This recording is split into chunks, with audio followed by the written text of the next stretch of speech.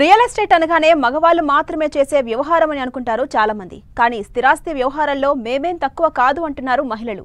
అవును, రియాలిటీ రంగంలో పెట్టుబడులు పెట్టే మహిళల సంఖ్య అంతకంతకు పెరుగుతోంది. దేశంలో 65% మహిళలు ఇల్లు, ఇంటి స్థలం వంటి స్థిరాస్తులపై ఇన్వెస్ట్ చేసేందుకు మొగ్గు చూపిస్తున్నారని పలు నివేదికలు చెబుతున్నాయి. రాబోతున్న రోజుల్లో రియల్ ఎస్టేట్ రంగంలో మహిళల పాత్ర మరింత పెరగబోతుందని ఇండస్ట్రీ ఎక్స్పర్ట్స్ అంచనా వేస్తున్నారు. రియల్ ఎస్టేట్ కు మహిళలు జై, అన్ని రంగాల్లోనూ రాణిస్తామంటున్న మహిళలు. రియాలిటీ రంగంలో భారీగా పెరిగిన మహిళల పెట్టుబడులు. మహిళల పెట్టుబడుల్లో రియాలిటీ వైపు 65% మొగ్గు, షేర్ మార్కెట్ వైపు 20%, బంగారంపై 8% మహిళల ఆసక్తి. రియల్ ఎస్టేట్ రంగంలో పురుషుల ఆధిపత్యమే ఎక్కువన్న అభిప్రాయం. స్థిరాస్తుల కొనుగోలు, అమ్మకాలు సాధారణంగా మగవాళ్లే చూస్తూ ఉంటారు కనుక మహిళలు ఈ వ్యవహారాలకు కాస్త దూరంగా ఉంటూ వస్తున్నారు. మహిళలు ఎక్కువగా తమకిష్టమైన బంగారంపై పెట్టుబడి పెట్టేందుకు ఆసక్తి చూపిస్తూ ఉంటారు. కానీ ఇప్పుడు ట్రెండ్ మారింది. మహిళలు సైతం రియల్ ఎస్టేట్ వైపు మొగ్గు చూపుతున్నారు. పురుషులతో పోటీ పడి మరి రియల్ రంగంలో పెట్టుబడులు పెడుతున్నారు. బంగారం కొనుగోలు కన్నా రియల్ ఎస్టేట్ రంగంలో ఇన్వెస్ట్ చేస్తే రాబడి ఎక్కువగా ఉంటుందని మహిళలు సైతం అర్థం చేసుకుంటున్నారు.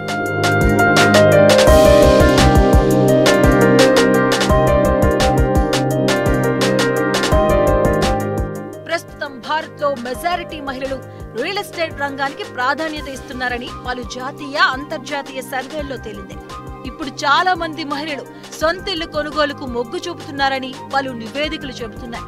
తాము రియల్ ఎస్టేట్ రంగంలో పెట్టుబడులు పెడతామని సుమారు 65% మంది మహిళలు చెబుతున్నారు. గత 5 ఏళ్లతో పోలిస్తే ఇది దాదాపు 20% ఎక్కువని తెలుస్తోంది.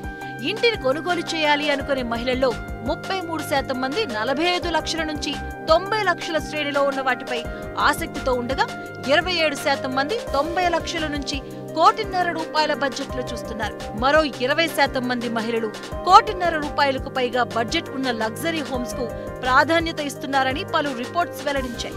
2024 మనం స్టాటిస్టిక్స్ కనుక చూసుకుంటే అది చాలా రైజ్లో ఉంది, ఒక 62% రైజ్లో ఉంది.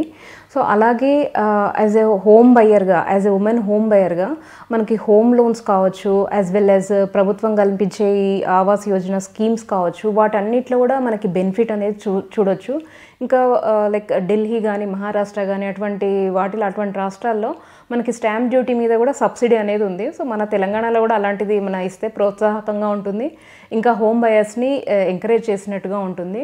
సో ఇలాంటి చాలా సబ్సిడీలు కావచ్చు, లైక్ లోన్స్ కావచ్చు, ఇలాంటి విధానాల వల్ల హోమ్ బయర్స్ అనేది చాలామంది పెరుగుతున్నారు. Especially women home buyers. Dream home అనేది ప్రతి ఒక్కరి కల. గతంలో సొంతింటి కల సహకారం కోసం 77% మంది మహిళలు ఇళ్లను కొనుగోలు చేయగా అదిప్పుడు 82%కి చేరింది. మిగిలిన మహిళలు రియాలిటీ రంగంలో పెట్టుబడుల కోణంలో ఇన్వెస్ట్ చేస్తున్నారు.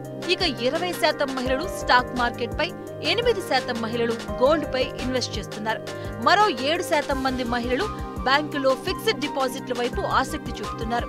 భూ యాజమాన్య హక్కులను మహిళల పేరిట పలు రాష్ట్ర ప్రభుత్వాలు కల్పిస్తూ ఉండడం, ప్రధానమంత్రి ఆవాస్ యోజన కింద పలు ప్రయోజనాలు పొందే వీరుండడంతో మహిళలు రియల్ ఎస్టేట్ రంగంలో పెట్టుబడులు పెట్టేందుకు ఆసక్తి చూపుతున్నారని ఎక్స్పర్ట్స్ అభిప్రాయపడుతున్నారు.